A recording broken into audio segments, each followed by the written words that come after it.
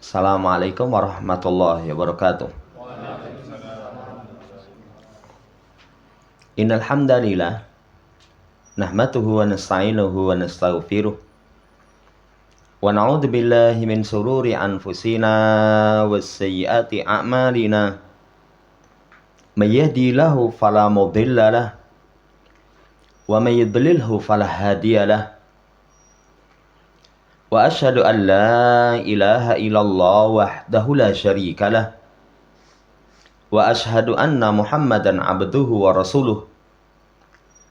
Allahumma salli ala Muhammad wa ala ali Muhammad. Ya ayyuhalladzina amanu taqullaha haqqa tuqatih wa la tamutunna illa wa antum muslimun. Ya ayuhan nasu taqu rabbakumul ladzi khalaqakum min nafsin wahidah wa khalaqa minha zawjaha wa basa minhuma rijalan katsiran wa nisaa'a wattaqullaha alladzi tasaaluna bihi wal arham innallaha kana 'alaikum raqiba. Ya ayyuhalladzina amanu taqullaha wa qulu qawlan sadida yuslih lakum a'malakum wa yaghfir lakum dzunubakum wa may yuti'illaha wa rasulahu faqad faza fawzan 'azima.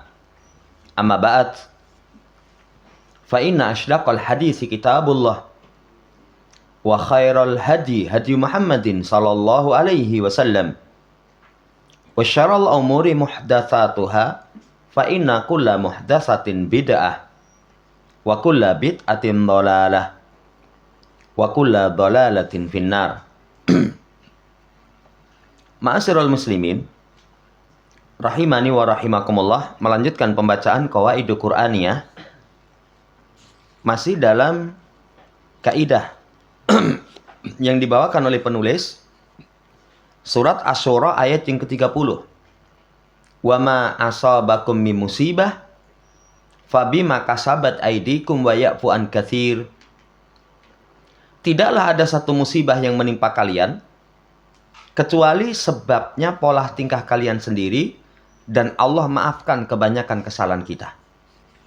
Jamaah hormati, pertemuan yang lalu penulis kasih contoh bapak moyang kita, Adam dan Hawa, dikeluarkan dari jannah itu juga sumbernya karena maksiat.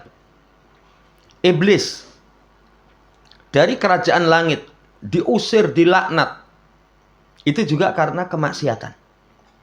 Kaum Nabiullah Nuh alaihissalam itu ditenggelamkan sampai air itu setinggi gunung, karena anaknya itu mengatakan, "Bapak, saya akan panjat gunung itu, nanti tidak mungkin kena air." Air pun sampai setinggi gunung, itu juga sumbernya karena kemaksiatan. Kemudian juga kaum Samud itu dengan suara yang menggelegar sampai mereka itu mati di tempat-tempat mereka, sumbernya juga karena kemaksiatan. Demikian pula negeri Lutiyah, kaum Nabiullah Lut alaihissalam, yang negerinya itu bagian atasnya dijadikan bawah, bagian bawahnya dijadikan atas, dilempari batu dari langit, sumbernya juga karena kemaksiatan. Laki-laki melakukan hubungan dengan laki-laki. Demikian pula wa malladzi arsala ala qaumi Syuaib di halaman Sabi'ah wa Khamsun ba'dal mi'ataini 257. Apa yang Allah Subhanahu wa taala kirim kepada kaum Syuaib itu awan adab seperti naungan. Awan adab seperti naungan di atas kepala-kepala mereka. Kemudian menghujani mereka api yang menyala-nyala. Sumbernya juga karena kemaksiatan. Makanya Nabi kita Muhammad SAW, kalau mendung gelap, beliau itu sedih, takut. Sampai mondar-mandir, keluar, masuk. Baru ketika turun hujan, beliau lega. Kenapa seperti itu? Beliau termasuk khawatir sebagaimana kaum Nabiullah Syuaib. dikasih awan. Ya, ternyata awan itu adab, seperti naungan. Begitu di atas kepala mereka, dihujani api yang menyala-nyala. Sumbernya karena maksiat. Demikian pula, wa malladzi ahraqa fir'auna wa qaumahu fil bahr. Apa yang menyebabkan Fir'aun dan kaumnya itu ditenggelamkan di laut? Hingga akhirnya roh-roh mereka itu dipindahkan ke jahanam. Wal ajzadu lil gharqi wal arwahu lil harqi. Jadi jasadnya itu ditenggelamkan, rohnya dibakar. Apa sumbernya? Karena kemaksiatan. Karena kemaksiatan. Wa malladzi qasafa biqarun. Ya, wa darihi wa malihi wa alihi. Apa yang menyebabkan Qarun itu ditenggelamkan ke dalam bumi? Rumahnya, hartanya, pengikutnya. Sumbernya karena kemaksiatan. Sumbernya karena kemaksiatan. Wa malladzi ahlakal quruna min ba'di Nuh bi anwa'il uqubati wa dammaraha tadmira. Kata Syekh, apa yang menjadikan kurun-kurun setelah Nuh itu dihancurkan dengan bermacam hukuman, dibinasakan dengan bermacam kebinasaan? Jawabannya, sumbernya karena maksiat. Sumbernya karena maksiat. Ila an qala, sampai pada ucapan berkata Imam Ahmad. Dibawakan hadisnya Imam Ahmad, berkata Al-Walid bin Muslim, sana Sufyan ibn Umar, menceritakan kepada kami Sufyan bin Umar, hadasani Abdurrahman ibn Jubair ibn Nufair, menceritakan kepadaku Abdurrahman bin Jubair bin Nufair dari bapaknya. Qala, bapaknya ini berkata, lama futiha Kubros. Kubros itu Ciprus. Ya. Ketika Ciprus ini bisa ditundukkan, furiqa baina ahlihi, dipisahkan dari penduduknya, fabaka ba'duhum ila ba'd. Sebagian itu nangis. Nangis. Loh, kenapa nangis ya? Padahal musuh Islam mampu ditundukkan, kok malah nangis? Kemudian kata tadi perawi itu, fara'aitu Abu Darda jalisan wahdahu yabki. Abu Darda itu pun juga duduk sendiri nangis. Nangis. Fakultu ya Abu Darda. Aku pun tanya Abu Darda, ma yubkika? Fi yaumin a'azzallahu fihil Islam wa a'azzallahu fihil Islam wa ahlahu. Abu Darda, apa yang menjadikanmu menangis? Ya, di satu hari yang Allah muliakan Islam dan pengikutnya. Kan Ciprus, satu negara yang besar, memiliki kekuatan yang luar biasa, tunduk dengan kekuatan Islam.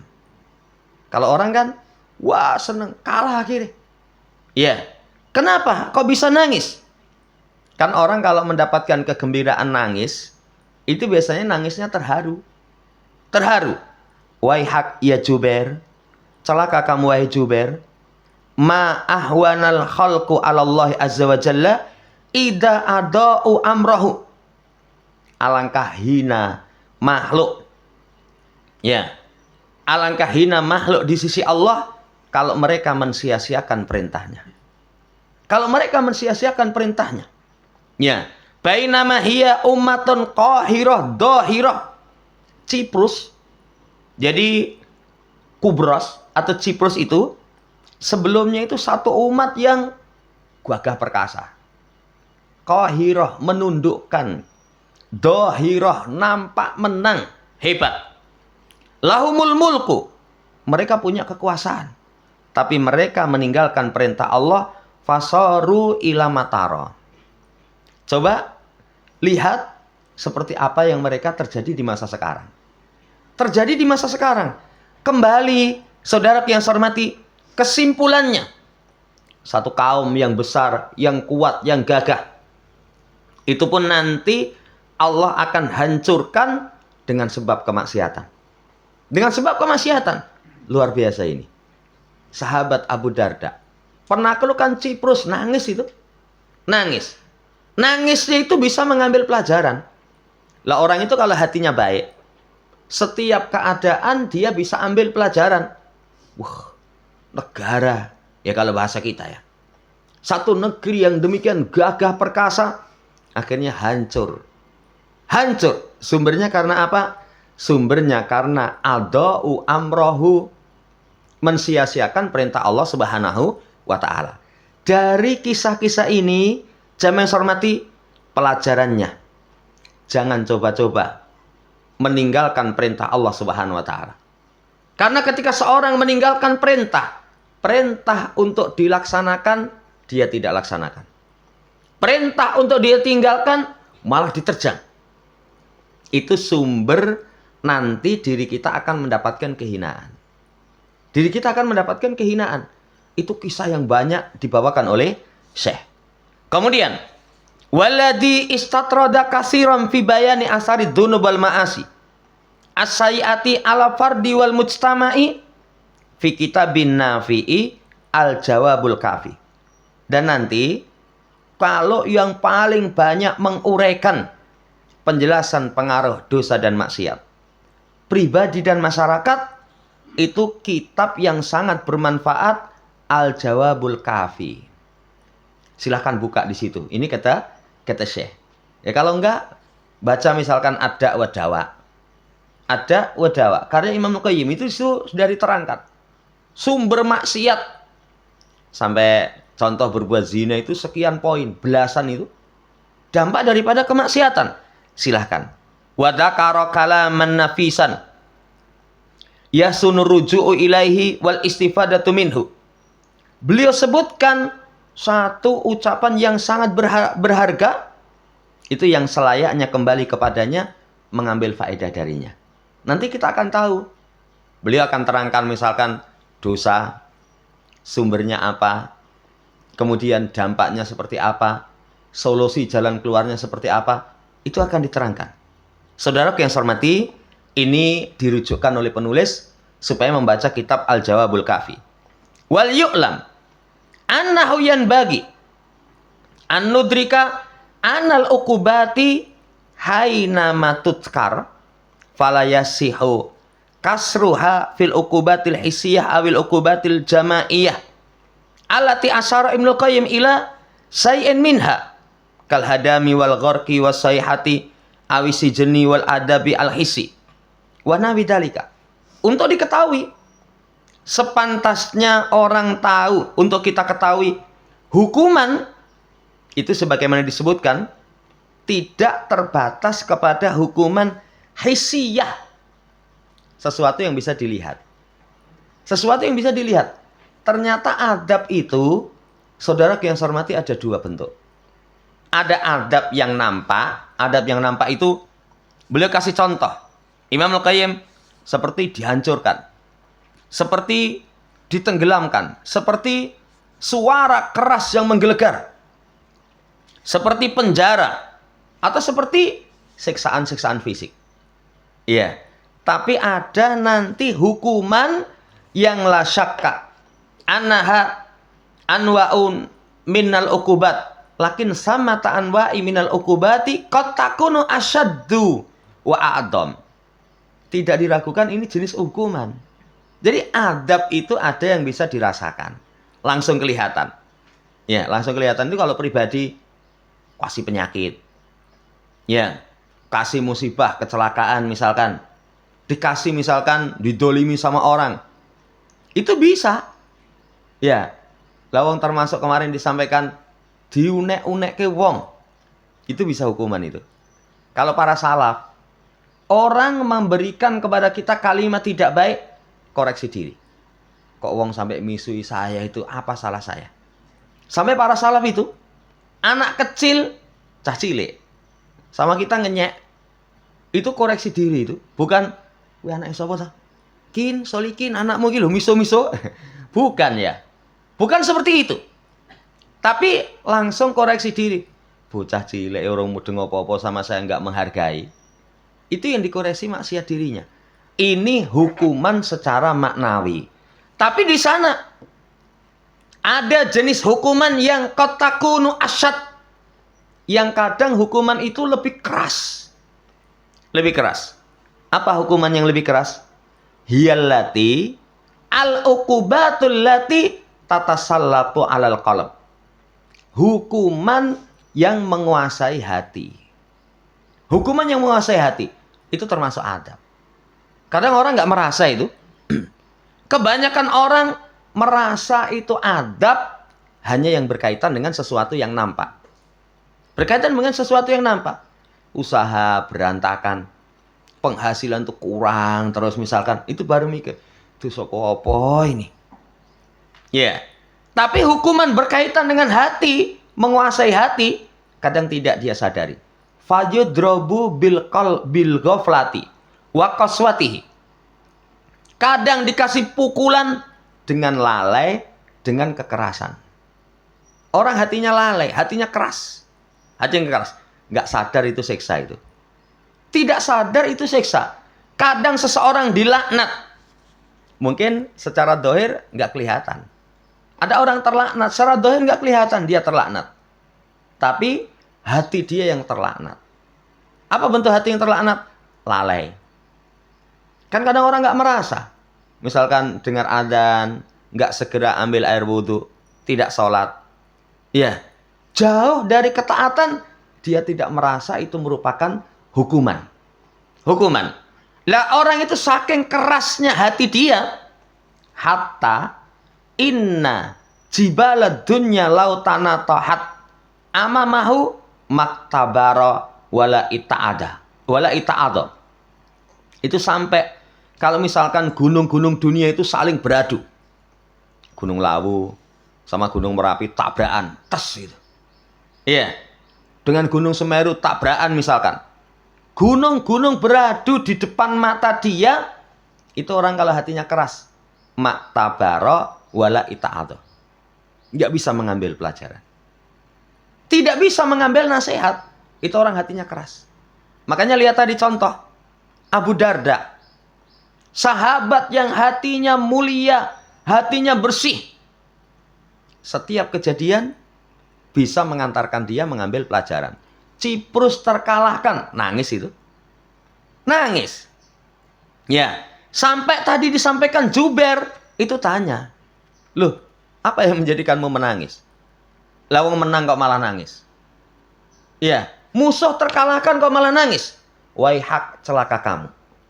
Jubair, tidakkah kamu tahu satu kaum yang demikian hebat hina di sisi Allah Subhanahu wa taala ketika taraku amrohu, mereka meninggalkan perintah Allah Subhanahu wa taala. Kadang seseorang itu diberikan hukuman kelalaian dalam hati.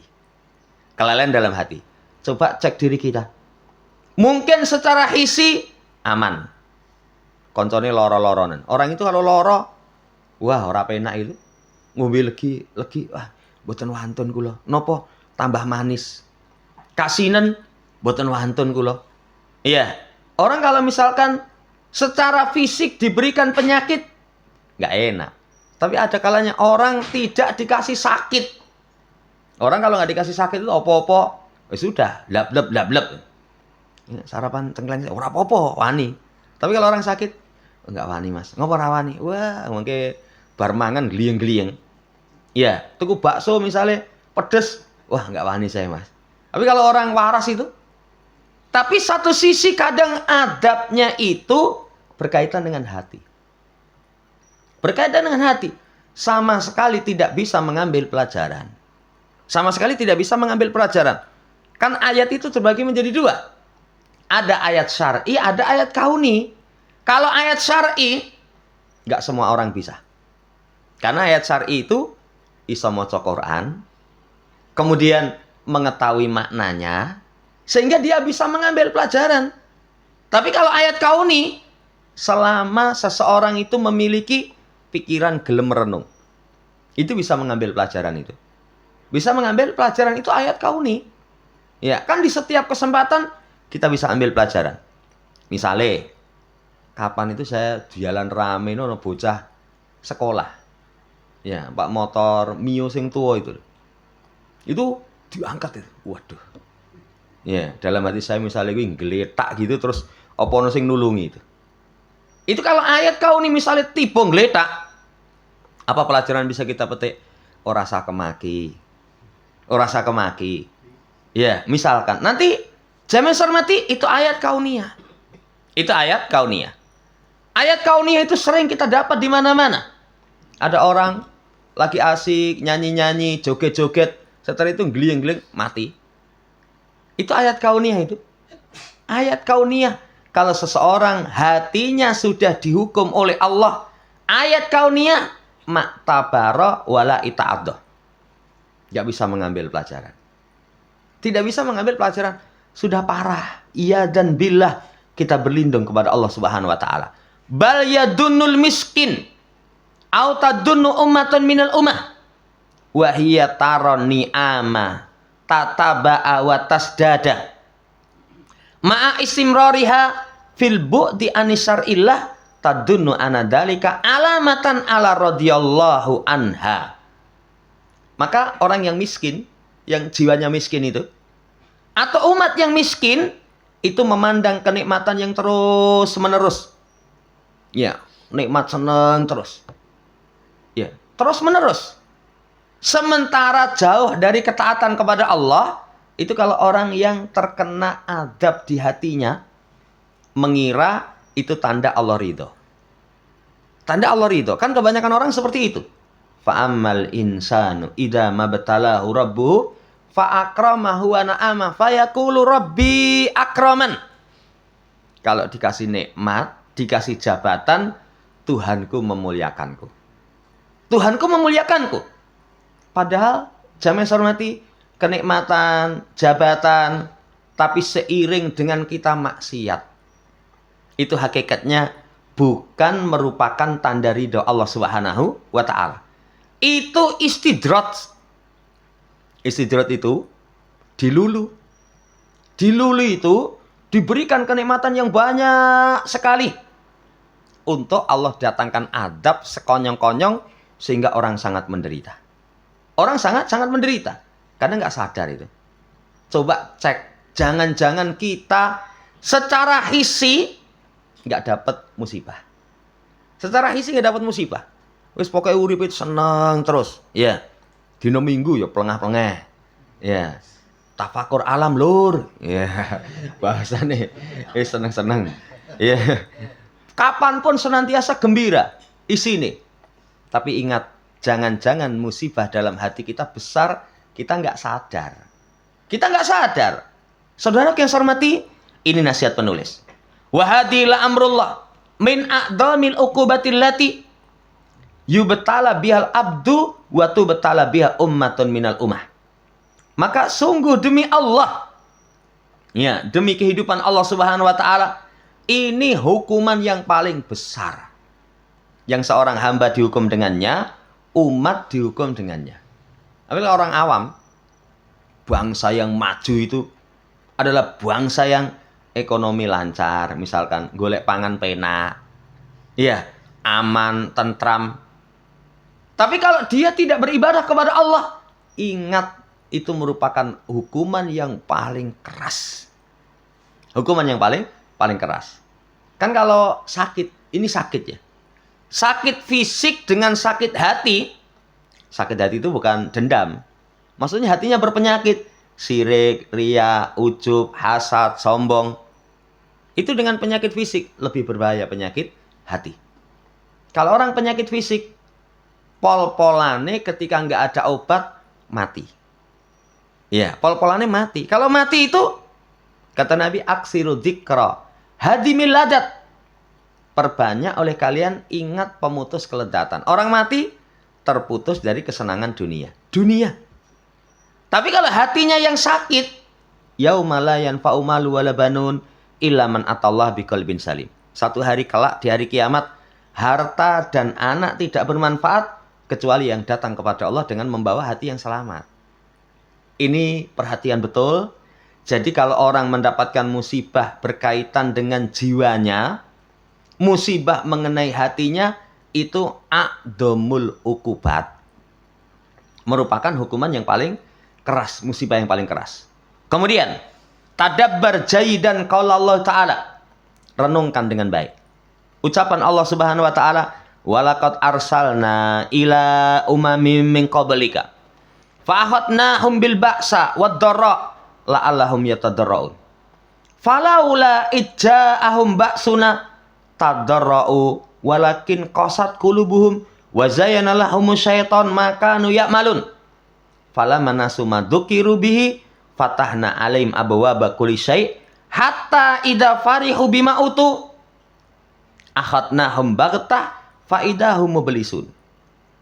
Kata Syekh, coba ayat ini direnungkan dengan baik. Sungguh kami telah utus kepada setiap umat sebelummu. Kami hukum dengan musibah, kesempitan, agar mereka itu merendahkan diri. Agar mereka itu ya tunduk kepada Allah Subhanahu wa taala. Tunduk kepada Allah. Kan salah satu hikmah musibah itu menghancurkan kekerasan hati. Kekerasan hati. Kadang orang sebelum kena musibah, wah, sombongnya luar biasa. Sombongnya luar biasa. Ngopo orang mlebu kerja masuk angin, alah fisik kok kaya ngono. Kipasan sithik masuk angin. Iki lho. Ya turu ing lekar. Ya, kemudian tanpa alas. Wah, mendeles itu. Kadang orang yang sombong seperti itu nanti ketika Allah Subhanahu wa taala kasih penyakit, kesombongannya hilang. Ngopo orang mlebu? Masuk angin. Lah ngomongin dia ini mendeles. Ya, itu nanti baru astagfirullah. Hilang kesombongannya. Hilang kesombongannya.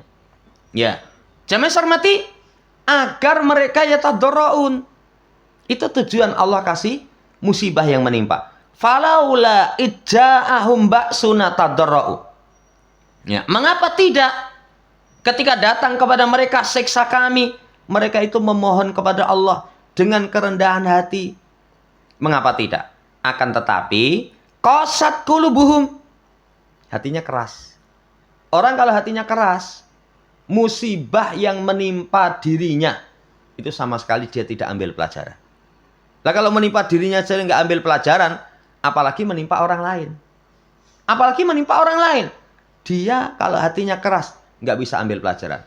Tadi dicontohkan oleh Syekh, gunung beradu, pers. Kalau gunung beradu bukan pers ya.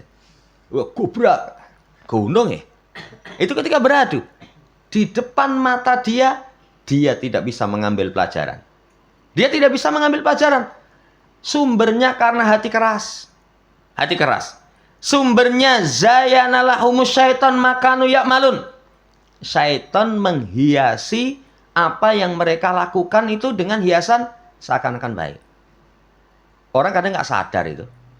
Kok aku diwehi kaya ngene itu, saya jane wis apik. Saya jane wis apik, merasa baik, itu hiasan dari syaitan. Hiasan dari syaitan. Falaman nasu, kelanjutan ayat, ketika mereka lupa madzukiru bihi, apa yang diingatkan dengannya. Ketika lupa kepada Quran, kepada hadis, lupa ayat syariah, ayat kauniyah, apa dampaknya? Fatahna alaihim abwaaba kulli syai'. Kami bukakan kepada mereka pintu-pintu segala sesuatu. Itu kalau orang sudah lupa, pol-polan, sudah parah pol-polan itu, kadang segala pintu itu dibuka. Sehat, seneng, lancar usaha. Pokoknya uripe itu gur penak terus. Ya, penak terus. Ketika di puncak kegembiraan, idza farihu bima utu ahadnahum baghtah. Kami siksa mereka dengan tiba-tiba sehingga mereka pun menjadi diam putus asa.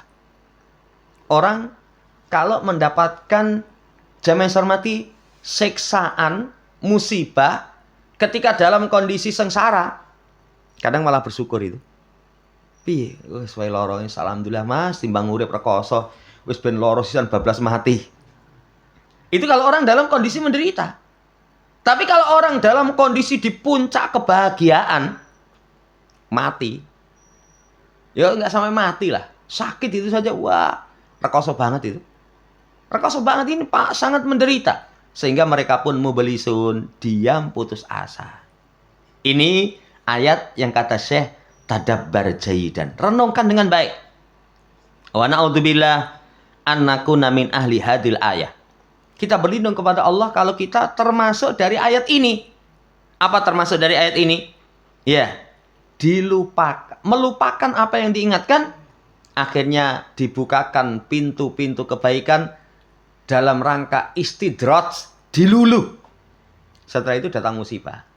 Dilulu itu kalau saya kasih contoh, seperti orang pelihara ayam dan kambing. Wakani sing gizi, sing enak-enak gitu. Itu kalau jadi wedhus, jangan husnudzon. Wah, bos itu karo aku sayang banget. Ora, kowe engko diwe pakani sing enak, engko yen dicekel ndure itu gegere ini. Wah, iki wis daging itu. Diasahke peso. Dibeleh gitu loh. Di puncak kesenangan, kebahagiaan nanti akan turun adab. Lah kita berlindung kepada Allah kalau termasuk ayat ini. Termasuk orang yang hatinya keras, kemudian merasa baik, berlindung kepada Allah Subhanahu wa taala. Wa nas'aluhu bimmannihi wa karamihi an yatuba alaina wa an yubsirona bimawatini zulali minna. Kita minta kepada Allah dengan anugerah kemuliaan Allah supaya Allah memberikan kepada kita taubat. Ya. Karena kebaikan itu istighfar. Kebaikan itu istighfar. Ya Allah, minta saya untuk bisa bertobat. Demikian pula kita minta kepada Allah supaya Allah tampakkan kepada kita tempat-tempat ketergelinciran kita. Nah, termasuk anugerah itu kalau orang tahu kesalahan dia. Tapi kalau orang salah ora rumangsa, waduh. Ya, lawang urusan fisik saja kalau keliru ora rumangsa, itu yo bahaya kok. Ya. Orang keliru tapi nggak rumangsa. Nggak rumangsa. Oh, asam lambung kambuh terus itu ngopo toh? Dan ternyata gaya hidup dia, mangane soda-sodanan, minume soda-sodanan, makane itu misalkan wujud pedes pol-polan. Ning curhat sama orang. Tengku lara terus itu. Ya, manganmu apa? Manganku sehat no. 4 sehat 5 sempurna no. Ya. Tidak merasa bersalah. Parah itu. Parah. Apalagi ini penyakit hati. Makanya yang kedua minta wa an yubsirona bimawatini zulali minna. Ya Allah, supaya Engkau tunjukkan kepada kami tempat kekeliruan kami.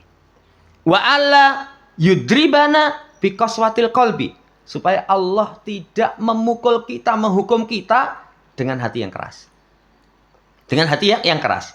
Wa alla yu'ahidana bima fa'ala sufaha minna inna rabbi sami'un mujibud du'a.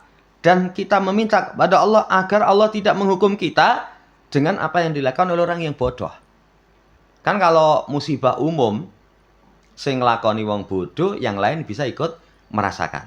Sesungguhnya Allah Rabbi sami'un mujibud du'a, maha mendengar lagi maha mengkabulkan doa. Allah Ta'ala alam. Bahan renungan 4. Min lutfillahi bi abdihi an yu'ajjilalahu jazaa'a sayyi'ati fid dunya. Termasuk kasih sayang Allah kepada hamba, balasan kejelekan disegerakan di dunia. Orang itu kalau punya maksiat, ya, kemudian ditawari balas dunia apa akhirat. Ingat, pilihannya cuma satu ya. Dunia apa akhirat? Mending dibalas di dunia. Kenapa? Karena musibah di dunia itu masih dalam batas kemampuan. Kan orang dihukum di dunia paling nanti ya sakpole wis mati, wis. Ini kalau suruh milih. Tapi kalau suruh milih yang lain, ya Allah, ampuni kesalahan kami. Ampuni kesalahan kami. Ini bahan renungan. Dari kasih sayang Allah kadang disegerakan di dunia. Lah ini kaitannya dengan pembahasan supaya orang kalau hidupnya senantiasa penuh problem dan masalah. Itu, ya Allah, semoga ini penggugur kesalahan kami. Sehingga nanti dia bisa bersabar. Renungan yang pertama. Yang kedua, hatta saukati yusakuhal mu'min yukafirullahu biha min sayiati. Sampai duri yang menimpa seorang mukmin, Allah akan hapuskan kesalahan dia. Jadi musibah itu sekecil apapun. Duri. Berapa besar duri? Cili. Duri itu sak jentik nggak ada. Ya misalnya, wah kesusupan itu sepiro? Sak jempol sikil. Kowe ora kesusupan. Ya. Kesusupan itu kan kecil. Itu pun bisa menggugurkan dosa. Menggugurkan dosa. Berarti orang kalau mendapatkan musibah, nasihat yang pertama, oh sumbernya karena maksiat. Nasihat yang kedua, renungan yang kedua, itu bisa menggugurkan dosa. Kita bisa bersabar. Yang ketiga, qad aqamallahul hujjata 'alal khalqi wa raghima hadza fa huwa ya'fu an katsir min asamihim. Sungguh Allah telah tegakkan hujah kepada makhluk. Ya sudah ditegakkan hujah. Ya, harapannya nanti mau kembali. Tapi Allah dengan kasih sayangnya memaafkan kebanyakan dosa-dosa. Coba kalau setiap kemaksiatan itu langsung Allah balas dengan siksaan. Kita tangi terus disiksa itu. Lah orang bangun tidur bisa maksiat kok. Bisa maksiat. Krungu adzan gembren adzan ya ini ganggu wong turu. Lah, itu sudah marah-marah, itu kalau misalkan langsung Allah balas, entek kita. Tapi kasih sayang Allah Subhanahu wa taala seperti itu untuk menegakkan hujah. Yang terakhir, lan yuhlaka 'ala Allah illa man syarada alai saradal ba'ir al ali. Sesungguhnya Allah tidaklah menghancurkan hambanya kecuali setelah sempurna tegak hujah kepada mereka. Ya, kalau ngeyel itu seperti unta yang tersesat. Unta tersesat itu istikandani, misalnya untanya di dadung, malah melayu. Nafara wastaqsa. Lari kemudian menentang, akhirnya nanti cemplung jurang. Itu ya salah dewe. Itu salah dia sendiri. Fahujajuhu qaimah, hujah Allah itu sudah tegak. Wa ni'amuhu mutawatirah. Kenikmatan Allah Subhanahu wa taala itu melimpah. Sedangkan ampunan Allah Subhanahu wa taala itu sangat besar. Sangat besar. Hasungan kepada kita kalau misalkan kita mendapatkan musibah, itu seperti unta sing bangkang kepada pemiliknya. Dicencang malah berot-berot ucul akhirnya. Ucul dikejar malah lari. Lari ke cemplung jurang. Ya, atau nanti dimakan binatang buas. Salah dewi. Diri kita pun juga begitu. Diri kita pun juga begitu. Kenikmatan Allah sangat banyak.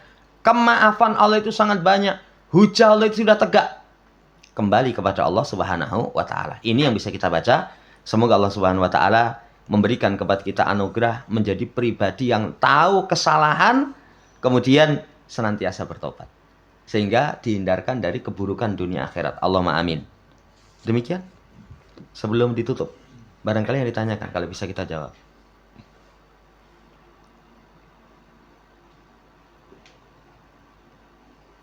Cukup. Subhanakallahumma rabbana bihamdika asyhadu an la ilaha illa anta astaghfiruka wa atubu ilaik. Assalamualaikum warahmatullahi wabarakatuh.